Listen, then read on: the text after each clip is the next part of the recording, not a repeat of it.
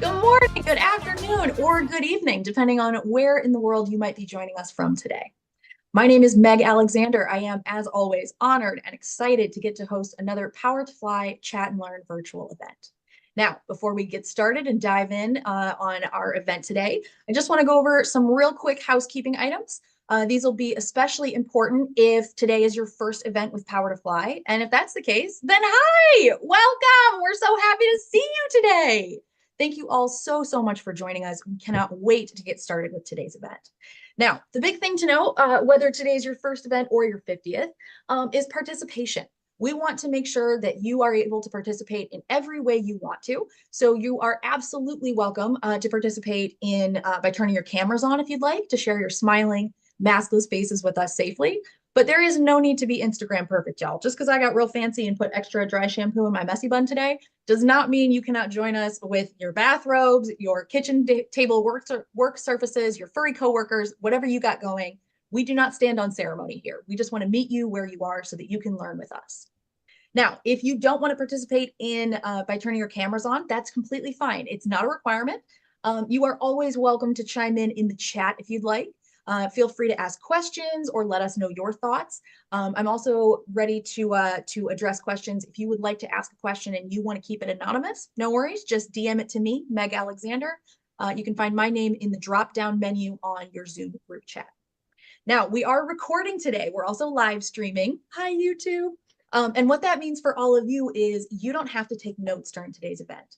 You don't have to worry if you missed a resource that we list or anything, because we are going to be recording today's session. And in about 4 to 5 business days, PowerToFly is going to email everybody who registered for today's session, whether you joined us or not. They'll email everyone with a link to where you can rewatch this recording once we post it on PowerToFly.com. Now, that, like I said, that'll be like 4 to 5 days. But if Helen says something today that is just like mind-blowing, paradigm shifting, you can't wait 4 to 5 days to share it with a friend or a coworker or a relative. You don't have to. So if you do want to check us out on YouTube, I'll share links for all of this in the chat thread in a little bit. But as we go, if you want to check out our YouTube channel, that's awesome. We have a bunch of past chats are stored there, some of our greatest hits. But I very much recommend that even if you do check out the YouTube channel, I very much recommend you check out our website as well. PowerToFly.com is where our full motherload of resources lives. They are entirely free to all of you. And if you're here today, you probably care about a lot of the same missions and metrics that PowerToFly does, all right? We want to see gender parity and pay equity in the workplace. And one of the ways we think we're going to see that is by putting our resources in the hands of as many people as possible. So if you would like to, I very much encourage you to take photos or video as we go. Let your social media network know that you're learning with PowerToFly. We would love it if you tagged us. We are at PowerToFly on LinkedIn, Twitter, Facebook, Instagram, and YouTube. And you can also use our hashtag PowerToFly. We would love to share or repost anything y'all share with us. Now, if you do want to be active in that chat, I am going to redirect you real quick to this code of conduct, as you can see in the page right there. It's a big wall of legalese, but basically what it boils down to is just don't be a jerk, okay? If we operate from a place of kindness and respect, it's pretty hard to go wrong from there. If you have any questions on this, just DM me. I'm happy to give you any help or answers you might need. Now, if you are looking to earn SHRM credits from today's session, the code on the screen in front of you is what you'll need. The code is 24-G as in Nat, 73, N as in Narwhal, 2. And I'll flash this again at the end of the event too, so in case y'all miss it today. Now, I'm very excited to introduce our speaker, but before I do, I want to make y'all aware she is the founder and proprietor of Tanagi LLC.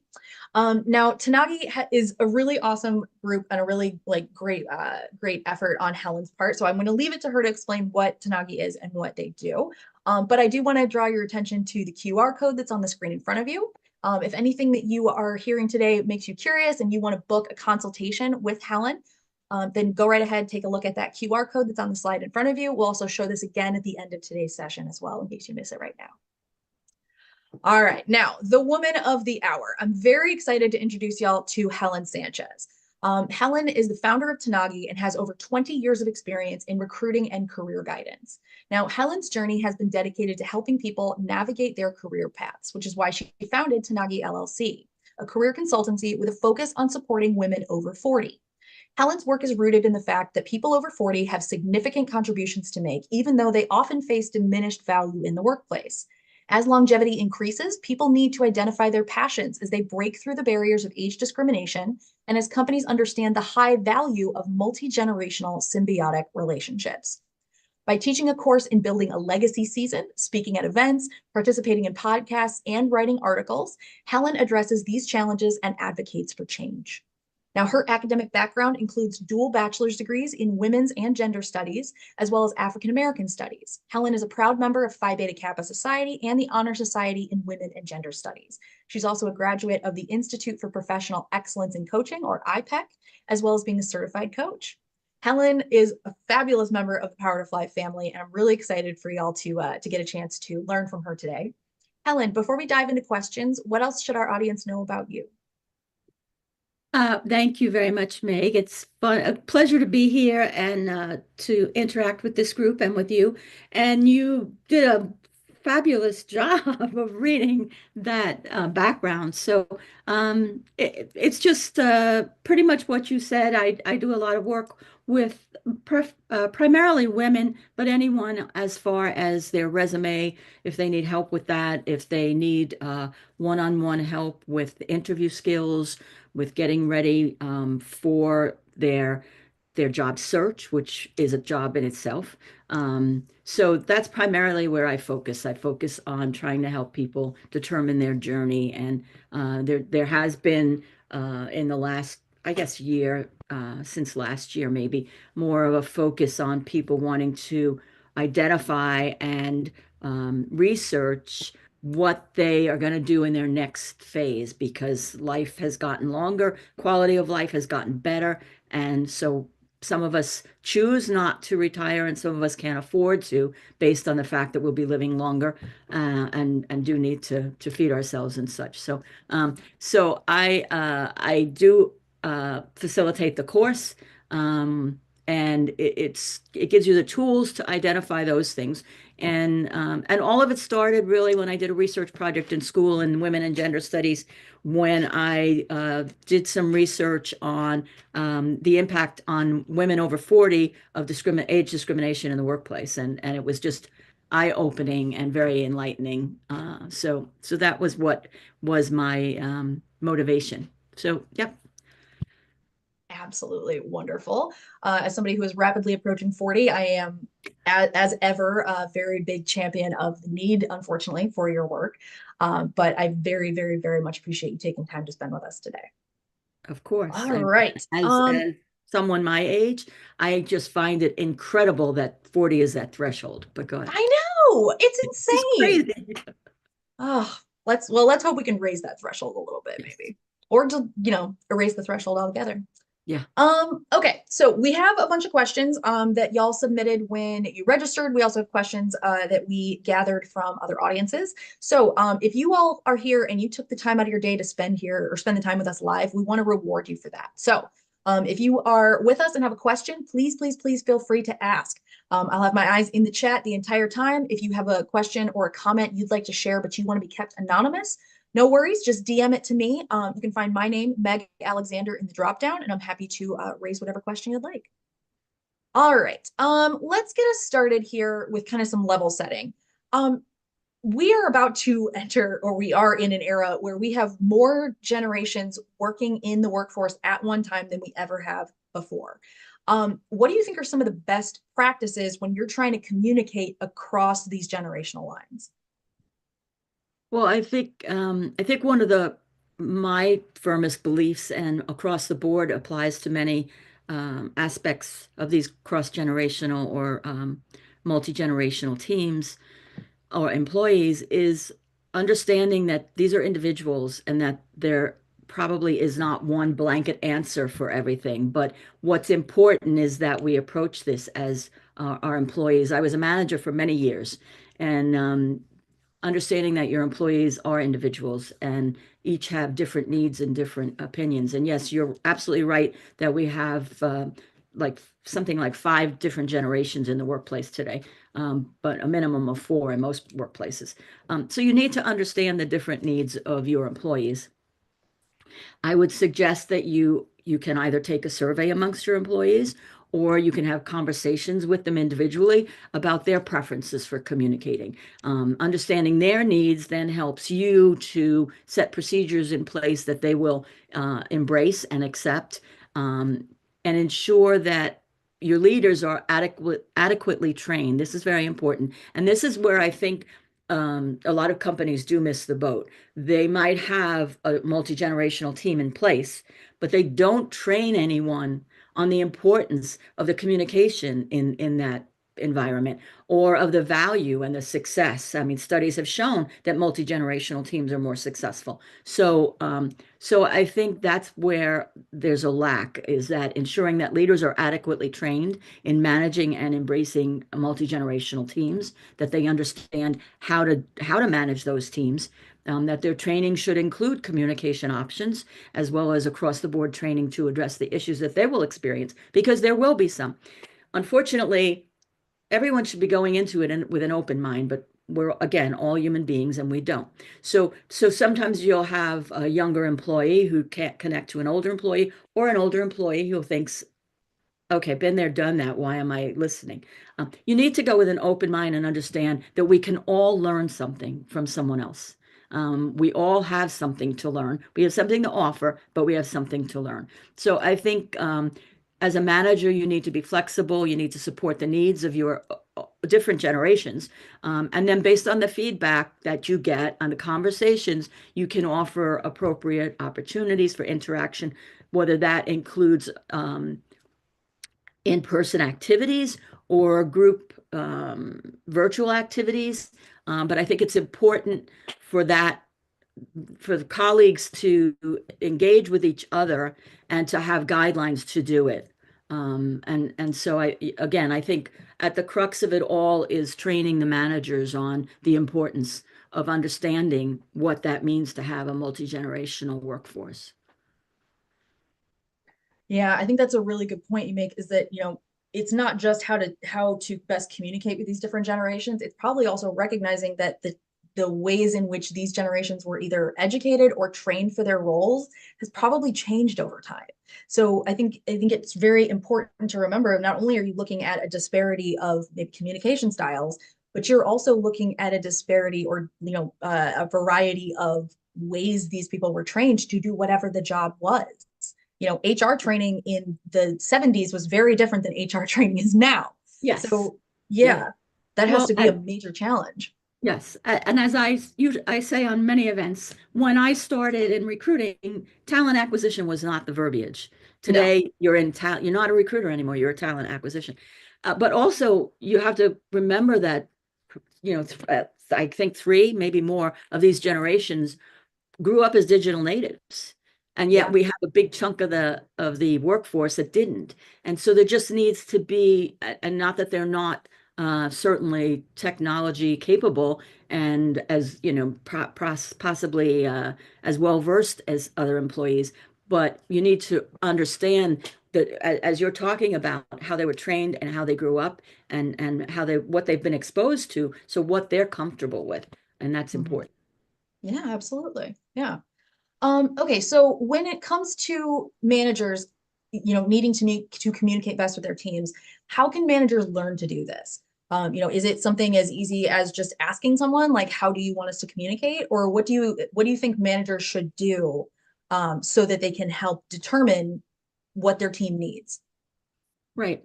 I think it takes a combination of having open communication without doubt that you need to be accessible to your team, and your team needs to be comfortable that they can share with you what their concerns are, and what their needs are, without feeling that there might be some underlying check mark next to them if they express it. So they need to be comfortable that they can come to you. So having open communication with your team is very important. Meeting with them one-on-one and learning about them individually. Again, not just about how they want to communicate, but about them. They're people. Mhm. Um, they're not a commodity, they're a person, and you want them to do a good job. So you need to really understand them to do that. And I think, again, you need to keep aware of their feedback and what they're offering you, and how you always need to, when you manage a team, you always need to stay on top of how it's flowing and how that team is communicating. And are there issues? Are there people who are not engaged? Are there people um, who may be not as involved or not as on board, so that you can nip it in the bud, so to speak, so that you can talk to them, you can understand what their concerns are or what their problems are, and either address those or understand that there might need to be some changes within. But you just always need to have open communication, be available to them, and be interested in them. Yeah, that trust, right? That's very important to establish. Okay. If we if we want to create a supportive working culture, especially in a multi-generational work environment, what are some ways we can help support that in a way that removes as much bias as possible from the culture?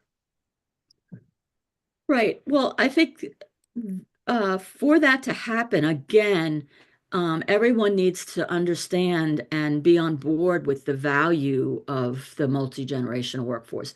Um, the young employees who are the digital natives and the older employees who have gone through many crisis and critical situations, they each have something different to offer. And so I think one essential thing is, again, including that education in your DEI training on the value of those teams, on their importance and the possibilities. And again, studies have shown that they're more successful. So another, what I think is a great tool, is mentoring, Mm, and setting up a formal mentoring program, not just talking about mentoring, but to set up a formal program. So do it with a little bit of a different format than perhaps what some of us older employees identify as mentoring years ago. This would be mentoring with reverse format, so that they're mentoring each other. They're both mentors and mm, mentees, and they both have, again, something to offer. We all have things that we can teach. We all have things that we can learn. So when you pair two people who can uh, um, give someone something that they didn't have, and helps the other person share what they didn't have, um, everyone's going to benefit. The team will be more successful. There will be more energy. And the other thing, they will learn to respect each other and understand that they each have value and they each have something to contribute. So it helps to develop an open mind and an inclusive network within the team. Um, and it's just very important, I think, for them to understand that, again, they each have an awful lot of value in success and in what's going on. And I think something like that a mentoring program where there's dual mentoring mm, is very successful and very useful and an important tool for them. And the DEI training, I mean, that's just critical. It's mhm. again, you bring this multi-generation workforce in, and you just leave it there, and it's not going to be successful. No. Everybody needs to understand that microaggressions are unacceptable, that we need to respect each other, that we need to understand each other's value. So I think Mhm. the training and the mentoring are good tools for it. I love the reciprocal mentorship idea because I think that's one of the things that we talk about a lot is that mentoring and stuff like that doesn't just go, it's a two-way street. Everybody that you meet knows things that you don't know, and you know things that they don't know. So I very much appreciate the focus on, the stress on making sure that mentorship is flowing both ways. I think that's great. All right. As we're talking about, things like microaggressions, do you think that it would help to have kind of ground rules for interaction between, multiple generations? I think ground rules are very important today in all work environments, really. Um, but I think that yeah, that it is important that leaders, number one, set the example, that they are respectful and they themselves express the value and the appreciation of everyone's contribution.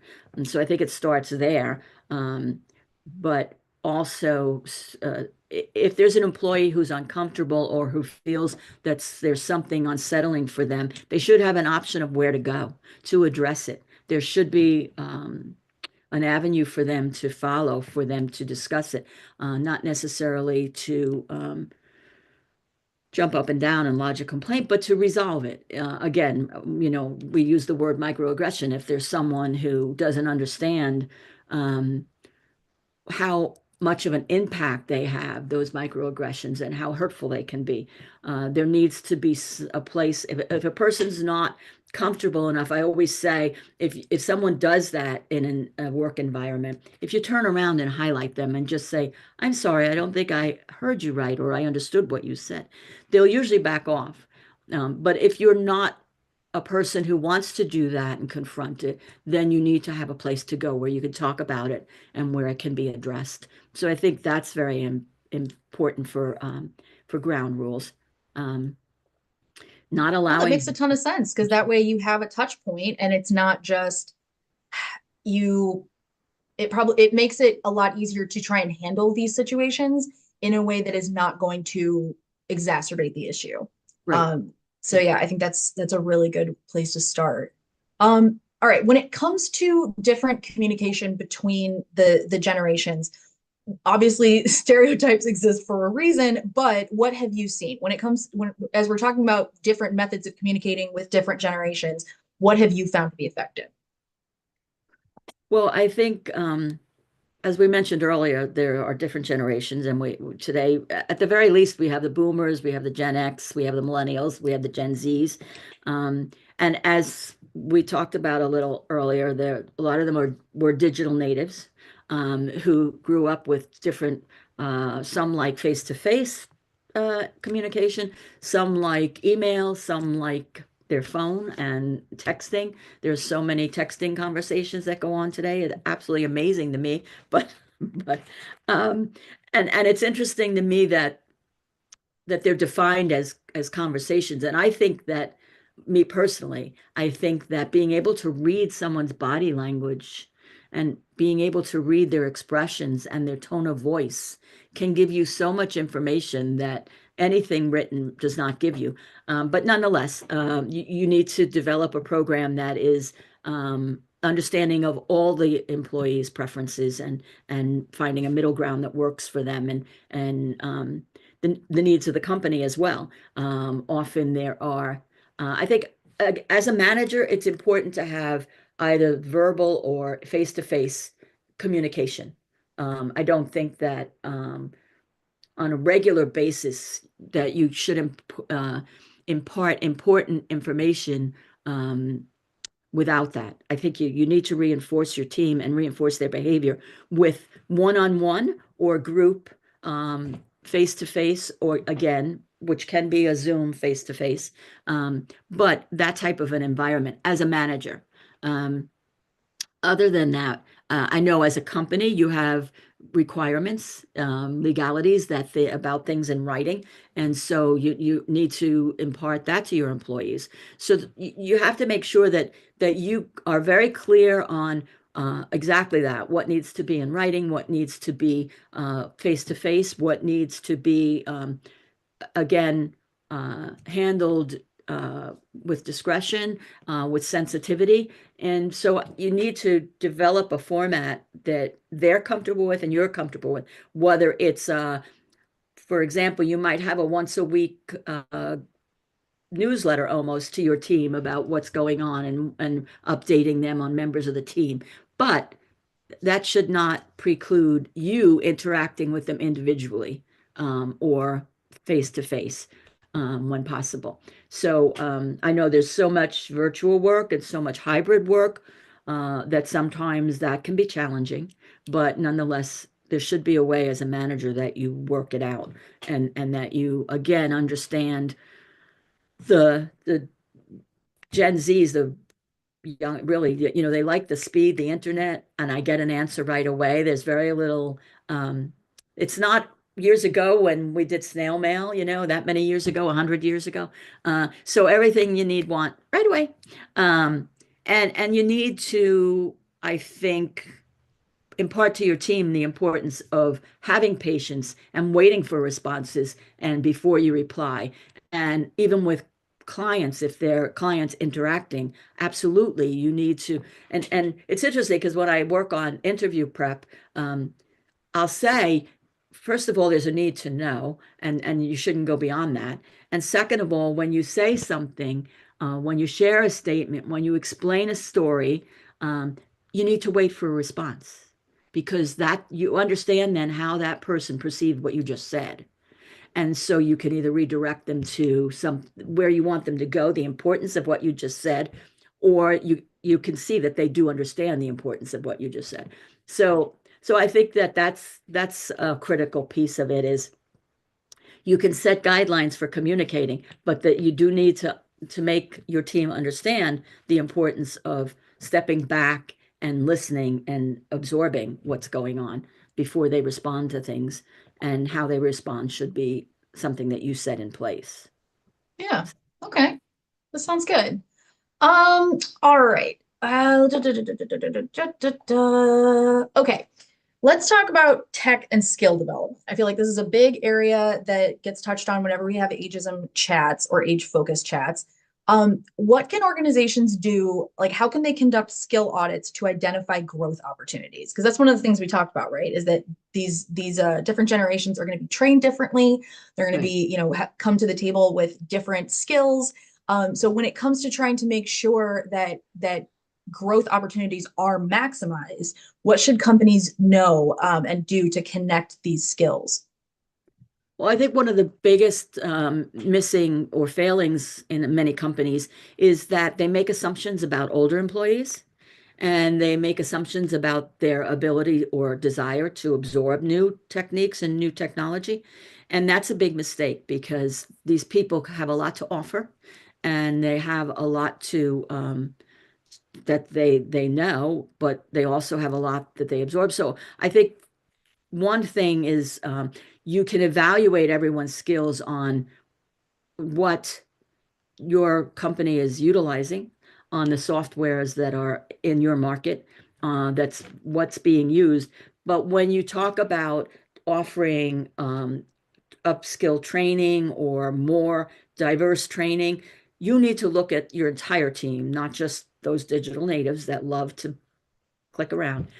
Look at the older employees as well and offer the training across the board to anyone who you feel is capable of it, is interested in it, is passionate about learning, and then offer them the ability to go learn some more because their skills are going to going to be enhanced and going to improve. So I think it's important to keep in mind that that should be something that's offered to every employee.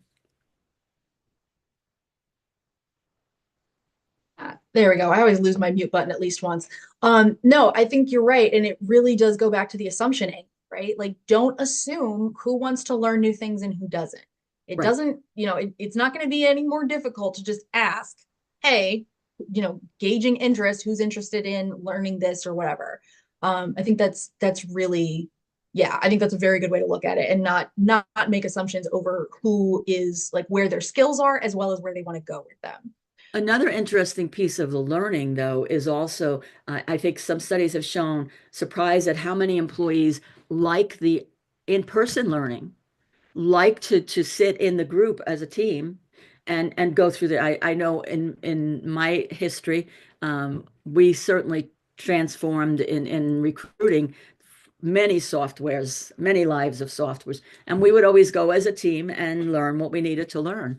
And it's surprising to some companies at how even young people express that they would like that they, as a team, that they always want the training to be crisp and sharp and, challenging for them to learn, because challenges are always an incentive for people, I think.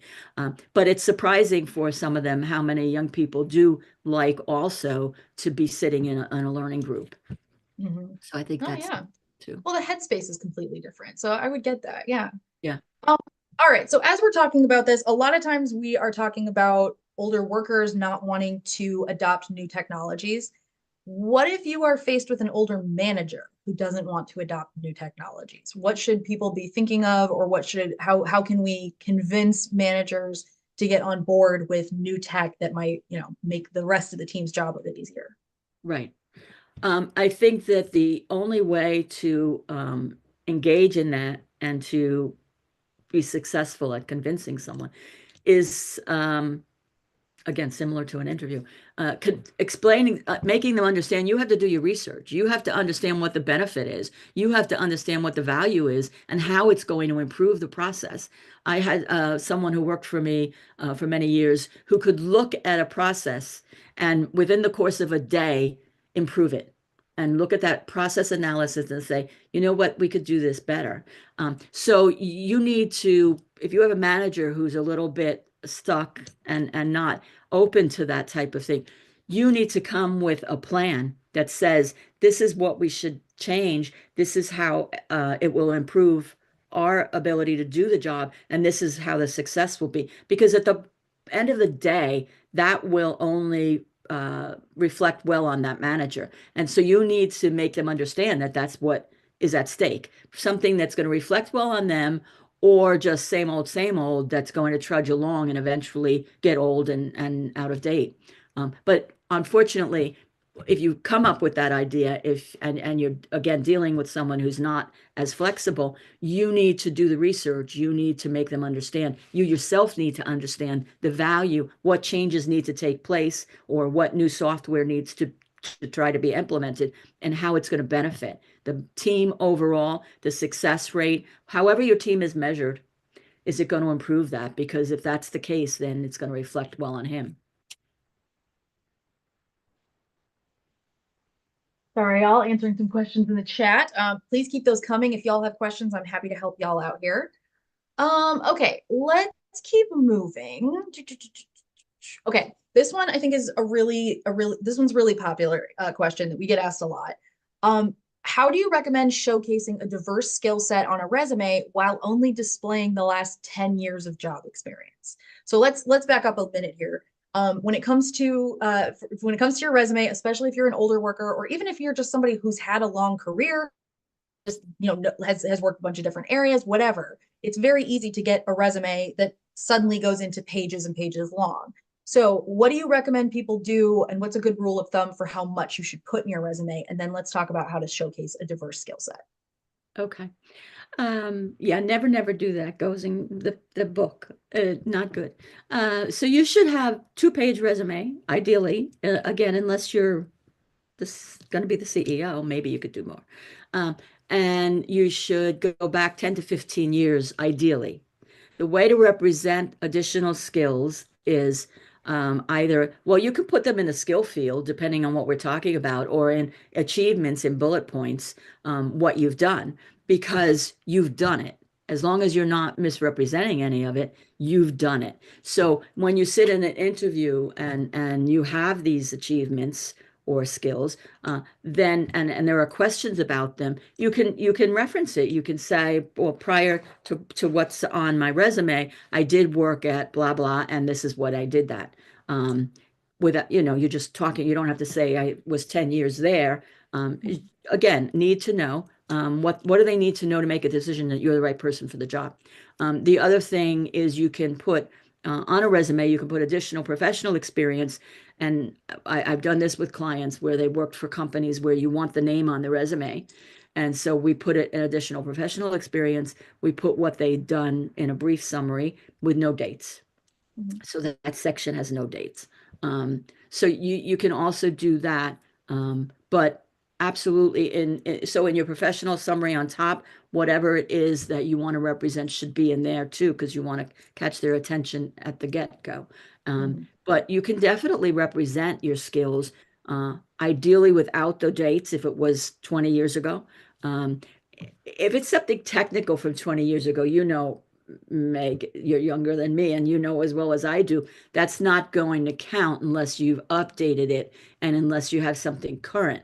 So those, even though for you they were important, unless you built something or if you managed a project related to something that's relevant to what you're trying to do, to where Mhm. you are trying to go. Otherwise, it shouldn't be on there if it's dated. But So otherwise, maybe yeah, don't put all like how good I am at like Microsoft Paint or something.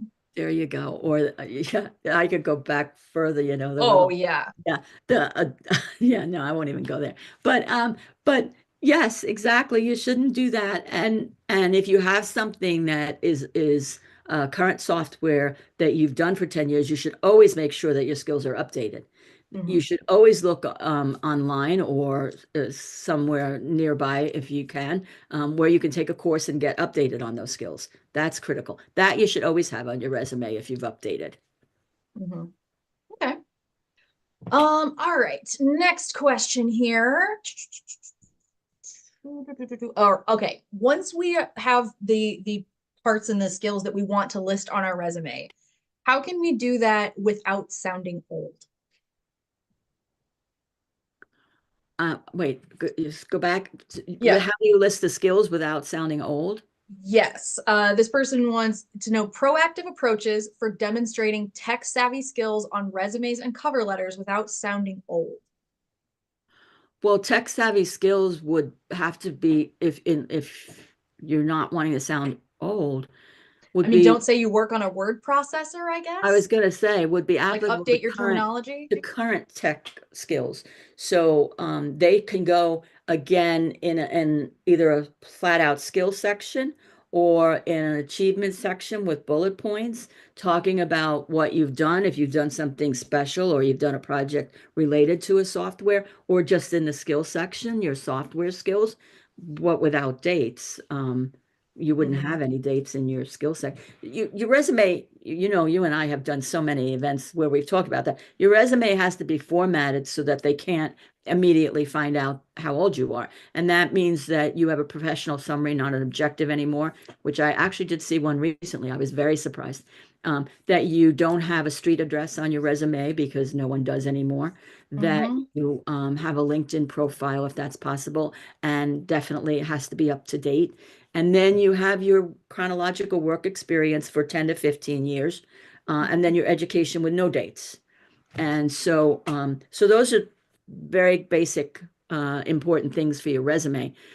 But skills should definitely be, so again, if you take courses where these skills, you're updating these skills, those should be represented. If you're getting a certification for updating some Slack or I'm at a loss for whatever I don't use, or you're the like um, some people will say Zoom, and I go, well, no, you can't say Zoom because everybody knows Zoom. If you don't know Zoom, you're in trouble. So, Yeah. so you have to look at the software skills that you feel are important and valuable for where you want to go and what you want to do in the field that you want to do it.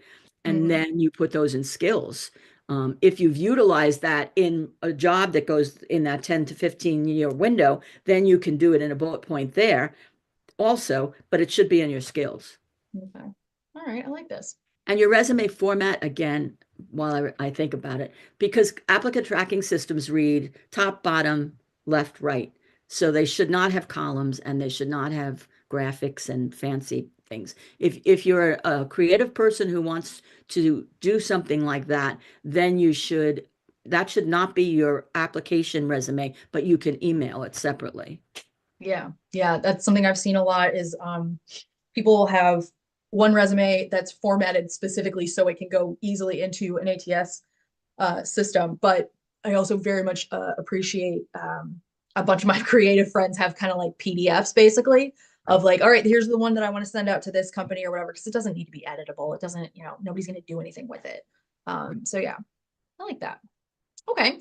Um, how would you handle difficult coworkers in a multi-generational environment? I think this goes back to communication, honestly.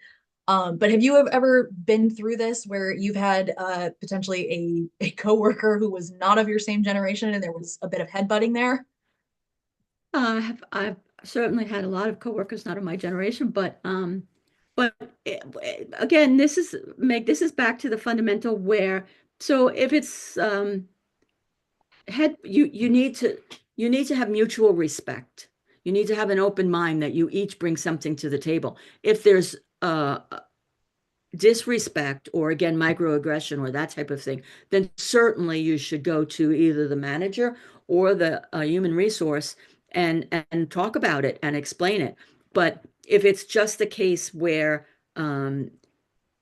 there's kind of like a cold and distant relationships, it takes two people to make that happen. So I think that you need to understand their value and they need to understand yours. And you can address it and say, we're just going to, it's a coworker. If someone that you work, you're working within a lot, then you need to say, we're going to be much more successful and we're both going to be much better off if we work together rather than against each other.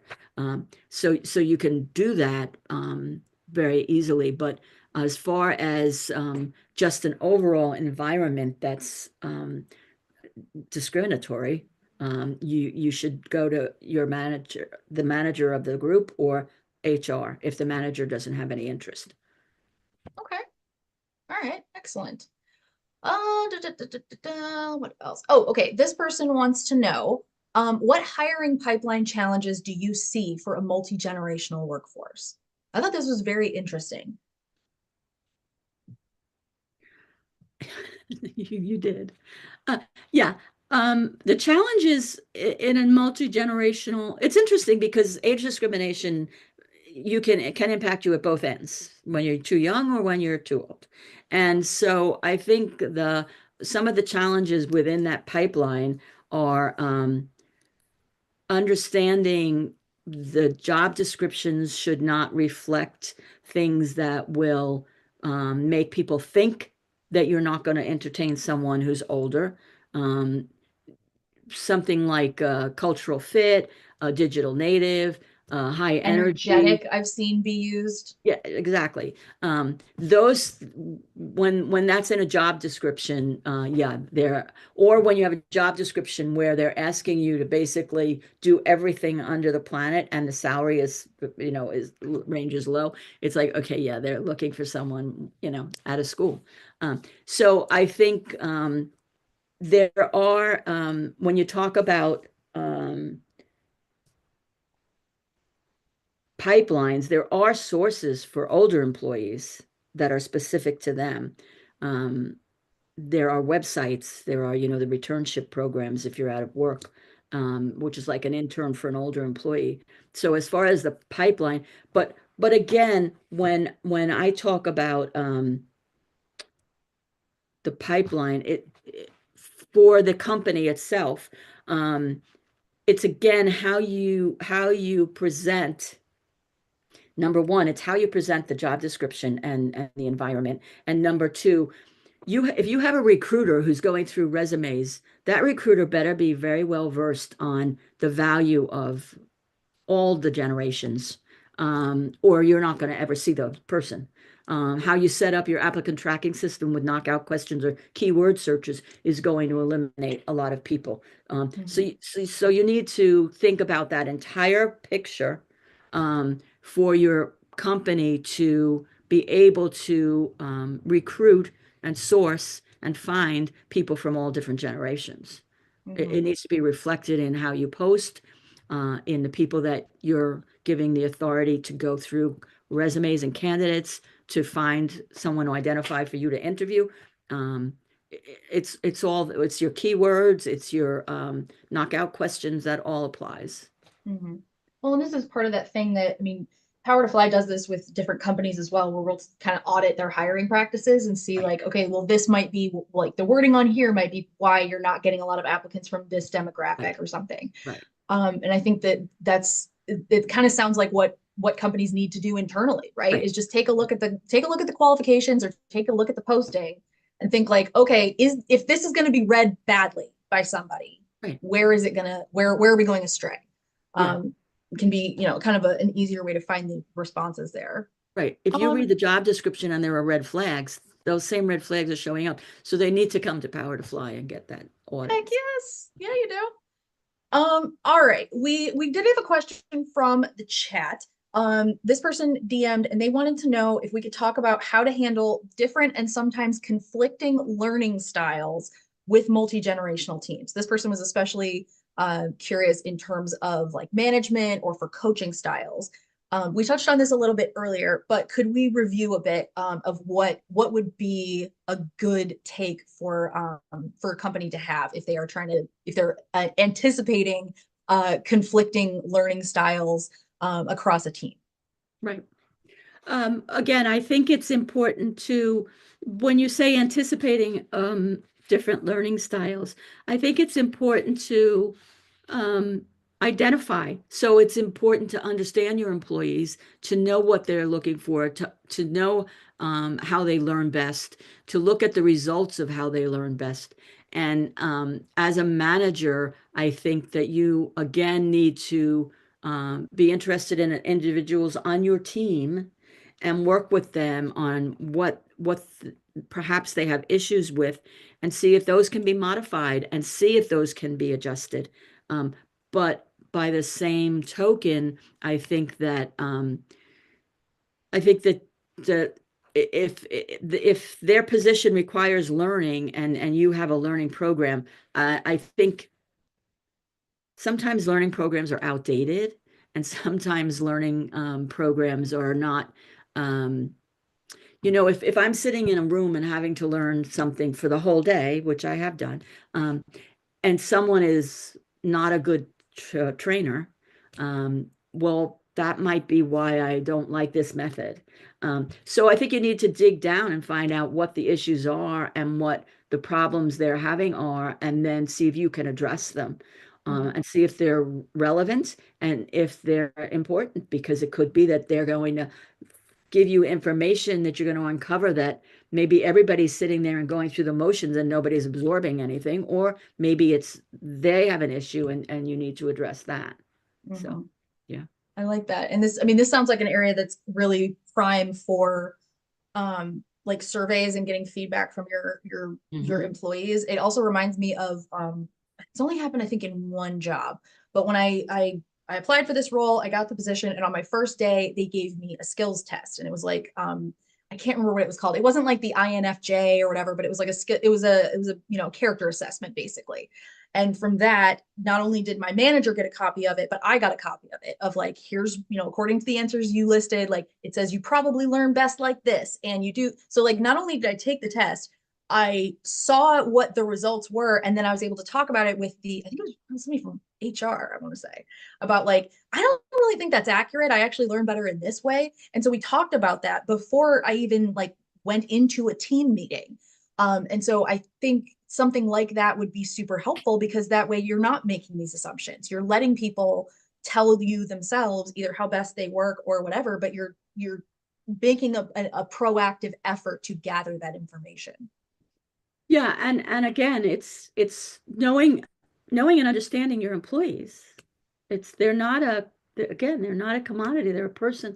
They have individual needs, individual feelings, individual talents that they can contribute, but you need to understand that. You need to take the time to talk to them.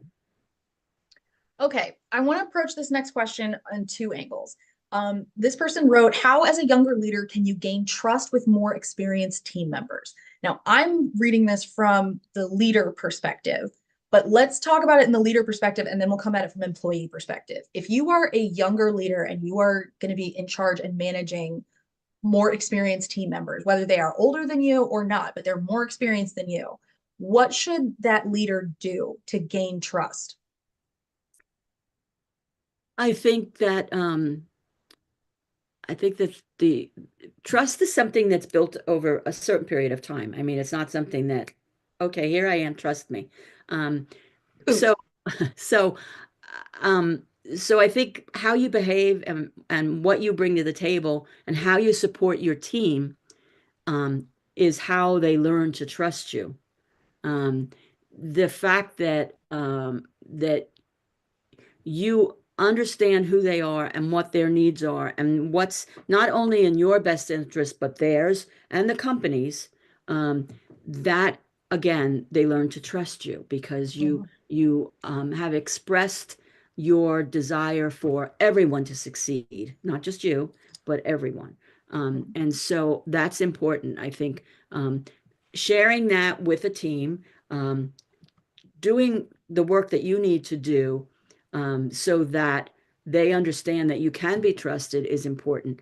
But again, it's not something that happens, that you don't hire someone and tomorrow they think, oh, I can. Obviously, there does need to be some connection. But to me, trust is something that's built over a little bit of time.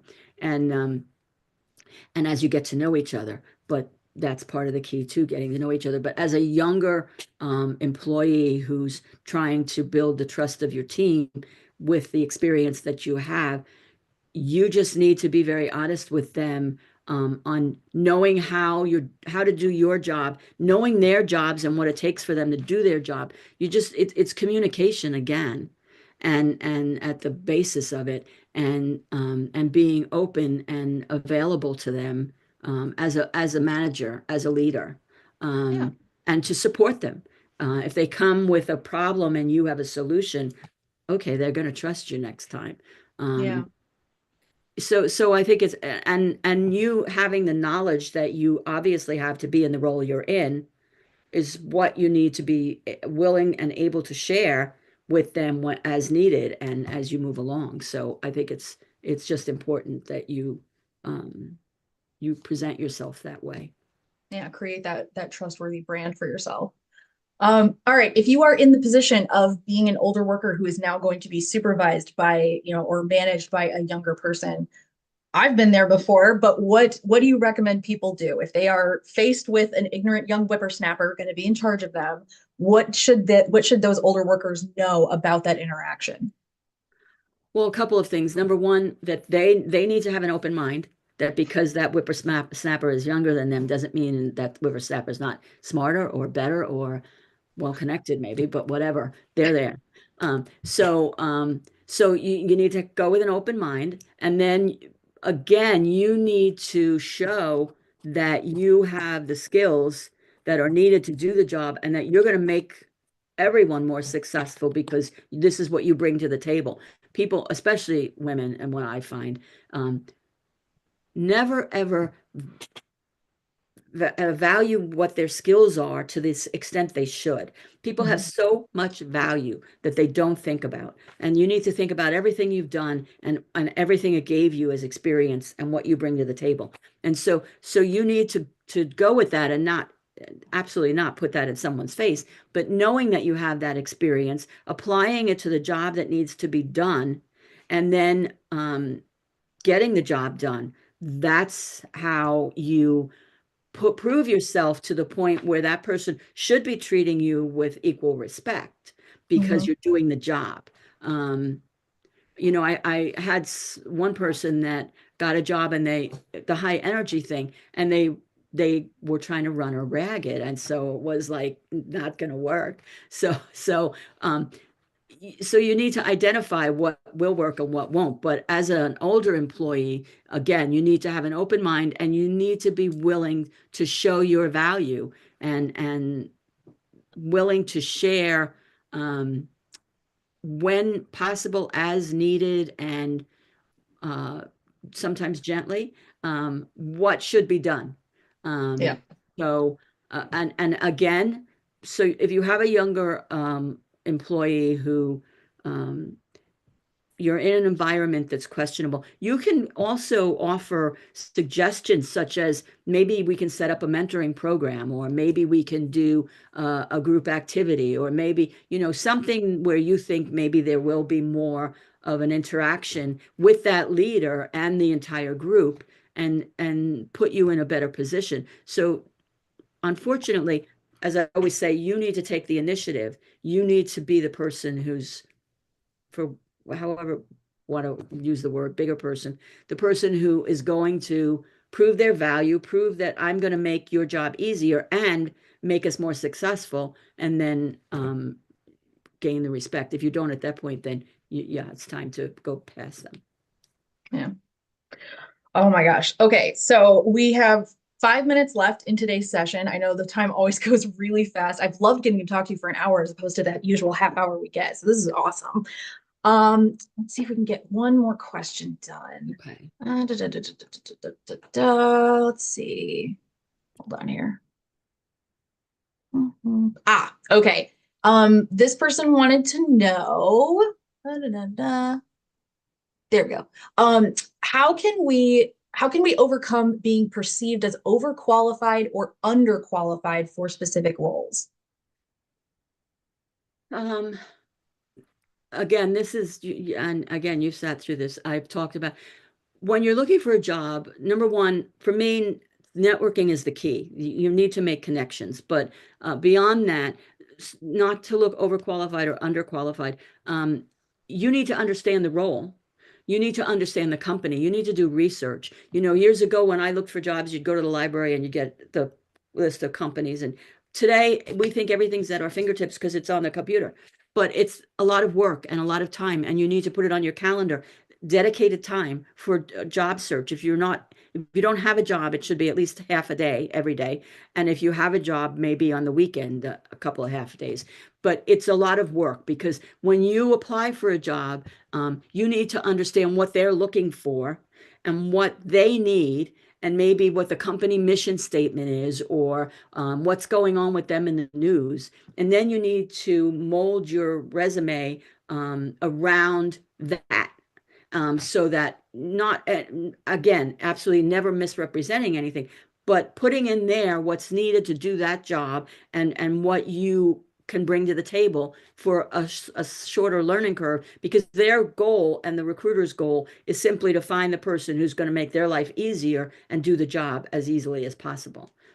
So I think that you need to do the work and understand who you're applying to, and what's needed to get the job, and then you can tailor your resume to that.